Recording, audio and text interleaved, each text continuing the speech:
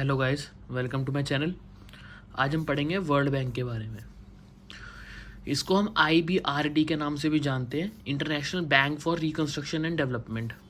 अगर एक क्वेश्चन आता है IMF का, इंटरनेशनल मॉनेटरी फंड, तो आंसर दोनों का सेम ही है, फंक्शन दोनों के सेम ही है, कोई फ़र्क नहीं है, ठीक है। और वर्ल्ड बैंक और IBRD एक ही बात है। इसके बारे में थोड़ा पढ़ के देखते हैं।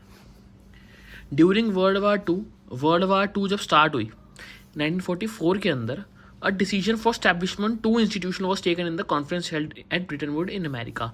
अमेरिका के अंदर जो ब्रिटेन वुड एक जगह है, उसके अंदर कॉन्फ्रेंस हेल्ड हुई, जिसके अंदर हमारे दो इंस्टीट्यूशन शुरू करे सरकार ने, IMF और IBRD।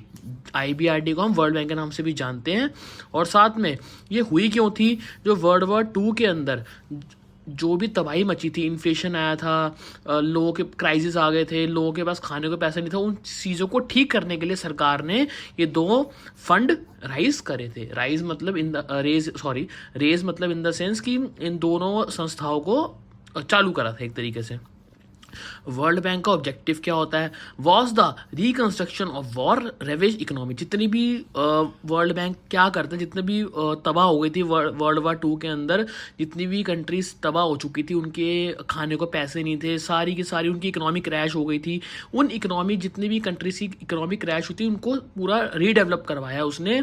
और जितनी भी अंडर डेवलप्ड कंट्रीज थी, उसमें लोन देने की उसने सहायता करवाई। लिखा भी हुआ है, the objective of world bank was the reconstruction of war of ravage economy. जितनी भी इकोनॉमी तबाह हो चुकी थी कंट्रीज की, उस कंट्रीज की इकोनॉमीज को ठीक करवाया। And provision of necessary capital for the economic development of under developed country.